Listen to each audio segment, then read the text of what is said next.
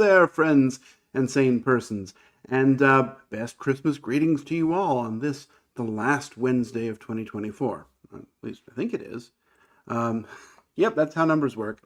Uh, my name is Kyle, and welcome to Wednesday Whimsy. Wednesday Whimsy is a short show that I do every Wednesday evening where I talk about a board game, a top 10 list, or some other topic that happens to be on my mind, well, whatever I want to.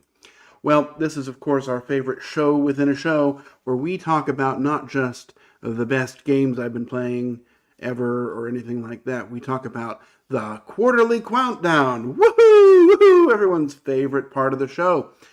In this quarterly series, series within a series, I talk about the best games that I've played over the last quarter. Now, these aren't necessarily new games, although in this case I think most of them are.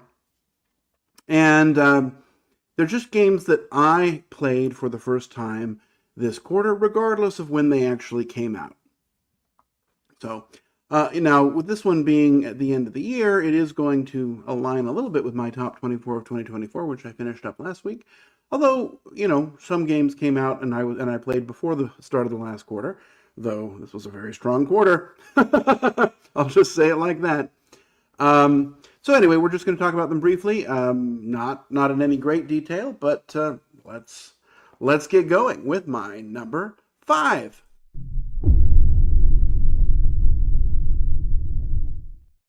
All right, my number 5 almost doesn't count. It almost feels like cheating because it is a re-implementation of a game that I played many years ago and that I quite enjoyed many years ago. This one is a new version, but there's enough different about it that I think, it's its own entity. Although honestly, if you knew how to play one, you would be a pretty quick study on the other. That game is Middle Ages. Now, this game, everything about this game, if you listen to the title or look at the box, let me see if I can find a picture of the box. Sorry, I did an update on my computer last night, and it's being difficult. If you look at the box looks really boring. The name sounds really boring. The artwork is so bland and dull. The game itself, however, is really quite intriguing. This is a re-implementation of a game called Majesty for the Realm, which was a terrible title.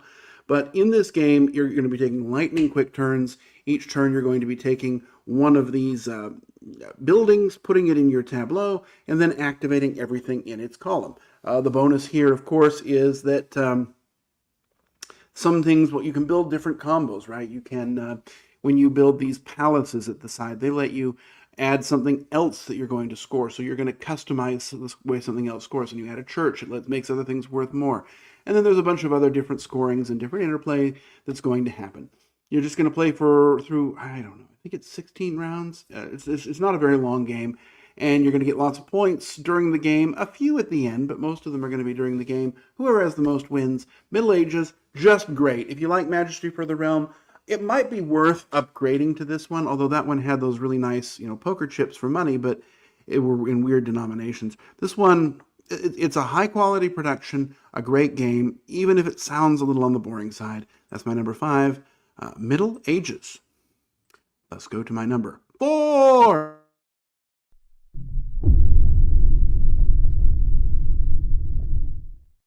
All right, my number 4 starts a trend that we're going to see with the best games of the year also being my best games of the quarter.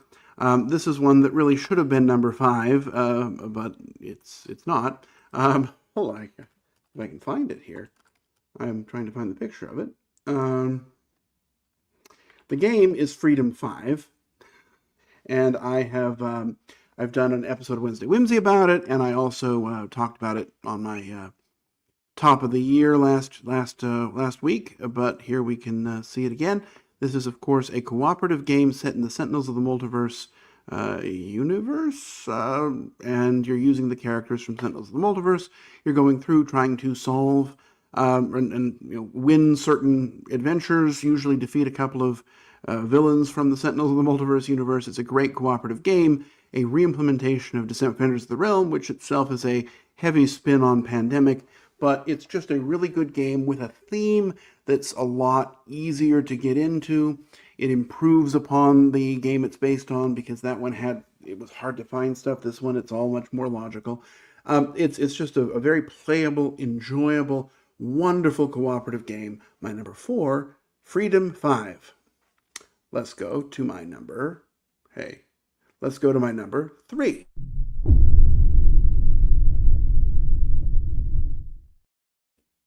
Number 3 is another game I've talked about a lot. This is one that I talked about on my top list. It was my number 3 of the year, and it's my number 3 of the quarter. Was it my number 3 of the year? Yeah, I guess it was. This is Civolution. Civolution is it's almost a re-implementation of Castles of Burgundy with less theme somehow. Although, different enough to sort of live on its own. It is a game where you are some sort of a deity working on building a civilization, and you have the periodic table as your player board. You're going to be selecting pairs of dice to activate certain actions. The actions can be upgraded. There is a board you can explore. There's lots of ways to score, lots of things to do. A great game, kind of heady, kind of long, and a huge table hog, but one that I just can't stop thinking about. Fantastic as a solo game as well. I guess I've never played it with 3. I've played it with 1, 2, and 4. And it was a little long and a little hard to get it to the table with 4, but as a 2-player game, it really sings. This is a great game. Probably Stefan Feld's best game, the one maybe he'll be remembered for someday after other than Castles of Burgundy, which is also a great game, but this one's even better. That is my number 3, Civolution. My number 2 is coming up next.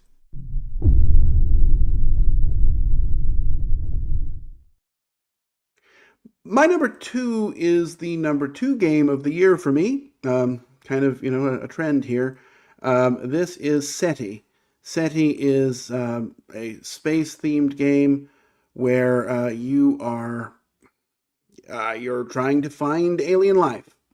And you're doing so through a variety of actions, largely involving playing cards. You can use the cards for different purposes. You can move your little probe around the solar system, trying to gather stuff up, trying to gather up points and end up landing on various planets to be a satellite or a ground probe, and hopefully find evidence of alien interference. And ultimately, you're trying to get the most points, and there's lots of ways to get them. And as the game goes by, you're eventually going to discover alien life, and you'll flip over one of 2 pre-selected alien boards. They're chosen randomly at the beginning, unless you would rather choose them. And you'll pick that when it'll sort of change a few things about the game. It'll just alter the rules slightly, I guess is what I would say. The game does need about 10 more of those, and hopefully they will come. But as it is, this game is just so fantastic and fun and interesting. It's very well made. It's a lot, right? There's a lot going on, but it's easy to internalize. Everything makes really good sense logically, and it's just a fantastically fun game to play, both with others and by yourself. That is my number 2, SETI. Let's go now to my number 1.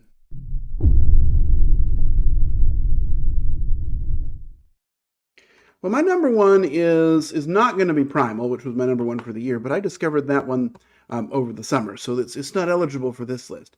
My number 1 is the most played game this quarter, because I just have found it so incredibly playable.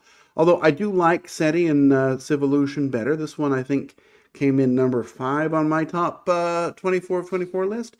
But for the quarter, it is definitely the most played game, the most interesting experiences I've had this quarter have been playing Harmonies.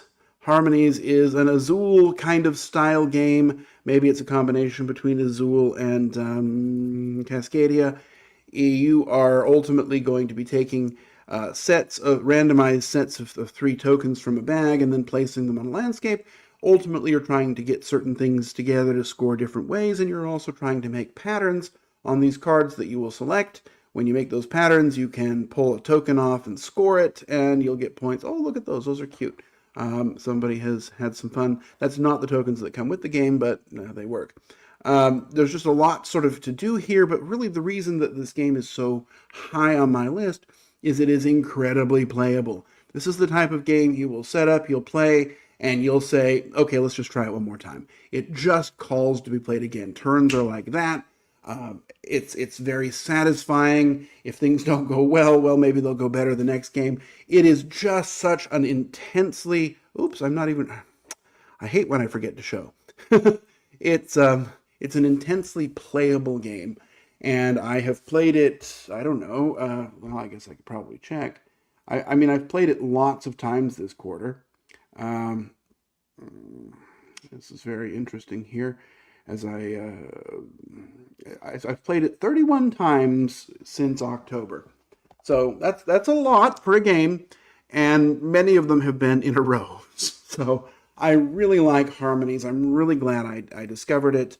I kind of had slept on it before because it doesn't, you look at this image and it doesn't exactly sell itself, but if you give it a chance, you're really going to like it. So even though there are other games I liked better during the year, it is definitely the most playable game of the quarter for me. My number one, Harmonies. And that'll do it for us. That is the end of our Wednesday Whimsies for the year. I hope you have enjoyed watching them and interacting with these great games sort of vicariously through me. I don't know what I'm saying, I guess. There are a lot of great games to play. It's Christmas time. Hopefully you can play some games with your friends or family or whoever you happen to find yourself with. I look forward to lots of great games in 2025. I've already gotten some great games in the last couple of weeks that just I hadn't had enough time to play, enough to get on my list, but maybe they'll show up in a 2025 list, who knows.